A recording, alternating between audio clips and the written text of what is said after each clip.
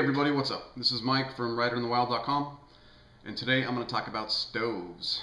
My last video, I realized I kind of skipped over this part. I didn't put a lot of time into stoves, and I realized that people want to know about stoves, and I don't blame them because I do too. So let me preface this whole thing by saying my philosophy on stoves is just like my philosophy on gear in general, and that is to keep it as simple as possible. I don't like a bunch of moving parts.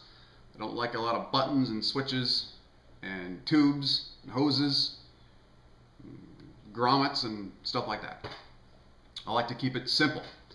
And the reason is, the more parts you have, the more apt for failure. The potential for failure increases as the complexity of the device increases, right? And I don't want to spend my time when I'm out in the field repairing or troubleshooting a non-functioning stove. And I've seen that happen over the years with people using white gas stoves or jet boils or stoves that are complex, right? So I like to keep it simple. Okay, let's begin. My go-to stove is the Pocket Rocket by MSR. This is what they call a canister stove. It takes a fuel mixture of propane and butane, which they call isopro. The fuel for a canister stove is easily available in probably any outfitter. I know all the major outfitters carry it. REI, Cabela's, Bass Pro, etc.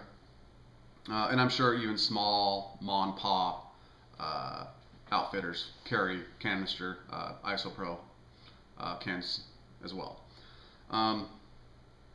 So a canister stove is probably the most popular stove right now in the market. The most popular being the jet boil. Again, I'm not a huge fan of that stove, mainly because of all the switches and buttons. Well, I shouldn't say that. It only has one switch, the ignition switch, what they call it, a Petzl ignition switch. But I can tell you from experience that ignition switch fails, just like it would on a backyard grill that you buy for the backyard, right? You spend $300 on a grill for the backyard, take it home. What's the first thing that doesn't work? Is the ignition switch. It's the same thing with the jet boil. Ignition switch fails. You can repair that, you can fix that, you can clean that, but I don't want to spend time doing that, right? I don't want to go out there and have to fix and repair.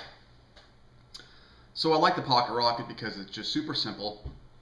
It's got some pot stands, it folds up nice and small. I think it weighs 3 ounces, so it's very light, and it's just super reliable. I've had this stove longer than any other, and it's never once failed me. The drawback with a stove like this is that it can be susceptible to wind. I find I don't bring a windscreen with me when I use it. I typically like to use a natural windbreak that I find in camp somewhere. I find that's usually enough. And the other drawback is that in high altitudes, a canister stove is not going to be as efficient. So in that case, if you are planning on going above tree line or you're doing some mountaineering, in alpine, you probably want to go for a white gas stove. But for the vast majority of your backpacking purposes, a canister stove like this Pocket Rocket is enough. And like I said, I love this thing. It's never failed me, and I put a lot of credit into something that's never once failed or given me any problems. So that's why I love this stove. My other stove is just this cat food can alcohol stove. If you're on a budget, I would consider this stove, because this stove only cost me 75 cents because all I did was went to the store, bought a can of cat food, used the hole puncher, and made this stove in about 15 minutes. This is an alcohol stove. Denatured alcohol is easily available, I think anywhere in the world. So that's what makes this a good option if you're traveling overseas. You can get it at any retailer or hardware store, paint store. It typically comes in a really large can. It'll say denatured alcohol right on the front, so you can't miss it. And this is a really good stove if you really want to go light, right? This stove weighs not even an ounce. It weighs 0.25 ounces. I just weighed it. And it's super compact as well, so it doesn't take up barely any room, and it weighs literally nothing, right? I mean, next to nothing. So I typically take it when I'm planning on doing big mile days, and I just want to shed every ounce that I possibly can. The drawbacks with this stove is that, again, like the pocket rocket, like a canister stove, it's susceptible to winds. When I use this stove, I always take a windshield with me, a windscreen. And what I do is I'll just completely enclose it in the windscreen. And the reason I do that is because even if it's not windy, I do that. And the reason is that I want to keep all the heat inside as much as possible, because this stove is not going to burn quite as hot as your canister stove. It's going to take longer to reach a boil with this stove. And so I just want to use it. You know, I don't want any heat escaping if I can help it. Using a stove like this, it does require some backyard experimenting. I would definitely recommend, you know, trying to boil water, experimenting different levels of fuel, etc. before you go out with a stove like this, because it does take some practice to sort of get down how much gas you're going to need, what kind of windscreen setup you need, etc. But again, this is a really good option if you want to go really light or if you're on a budget. Okay, my last stove is the Solo stove. Now this is a lot bigger than the other two. This is a double-walled stainless steel wood stove. And when I bought this, I was really intrigued with the idea of using wood as a fuel source, because I thought, well, if I'm going out for multiple days, maybe I'm not sure how much fuel I'm going to need, well, I'll just rely on the fuel that I can collect in the woods.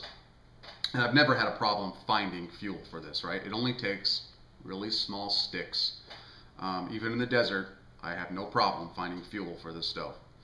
And this stove is very simple. All you're going to do, pull the pot stand out, set it on top, and boom, you're done. That's it. So ready to rock. So you're going to start a fire on the inside, and you're going to feed the fire while you cook.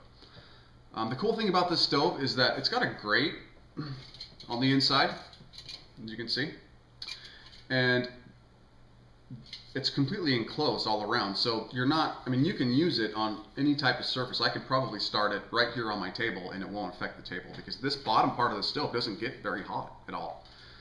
The walls do, but the very bottom doesn't.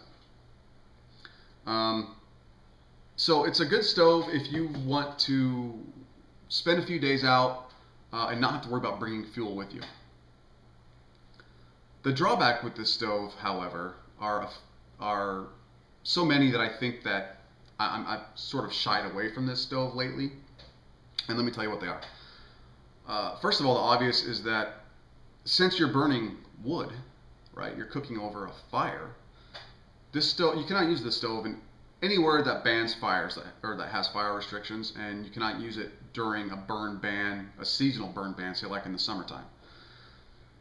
So that's one drawback. The other is that it creates a lot of soot, and so using this stove is going to require cleaning. And if you watch my last video, you know that I don't like to spend my time while I'm out in the woods cleaning if I don't have to. So I don't particularly like that. And the last thing, and the biggest reason why I don't like to use this stove if I'm backpacking. You know, if I'm just camping, let's say I hike out to a base camp and I'm spending a few days at a base camp, that's one thing. Okay, I'm down with that. But if I'm backpacking and every morning I'm getting up and going somewhere else, I don't like to use the stove for the simple reason that it takes a lot of time to cook. And by that I mean you have to collect materials, then you have to start the fire, and then you have to continually feed the fire. This fire inside the stove will get so hot that it'll burn everything in here pretty quickly, so you have to continually feed it while you're cooking. And there's been times where I've used this stove where I've gotten up to say, you know, go to the bathroom or do some other camp chore, and I've come back a minute or two later and the fire's burned out. So it's something that you have to babysit, which I don't like.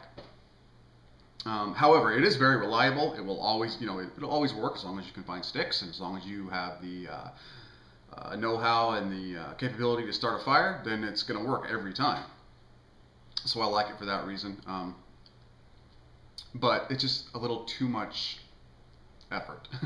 And I know that makes me sound, I don't know, maybe like a slacker, but again, it goes back to not wanting to spend a lot of time doing chores and work while I'm in camp, especially if I'm backpacking and I just want to chill out, man. Okay, so I think those are my 3 stoves. Like I said, very simple yet functional. I think next time I'll do a video on freezer bag cooking. I kind of mentioned in my last video that I eat out of bags, and I thought, well, maybe there's some people who watched the video who didn't quite know what I meant by that. So I thought I'd do a short video next time on cooking with bags. It's a good way to save weight and space in your pack and to completely eliminate washing dishes. So stay tuned for that. Otherwise, check me out on all the social networks and my website, Writer in the Wild. Thanks for watching. Peace.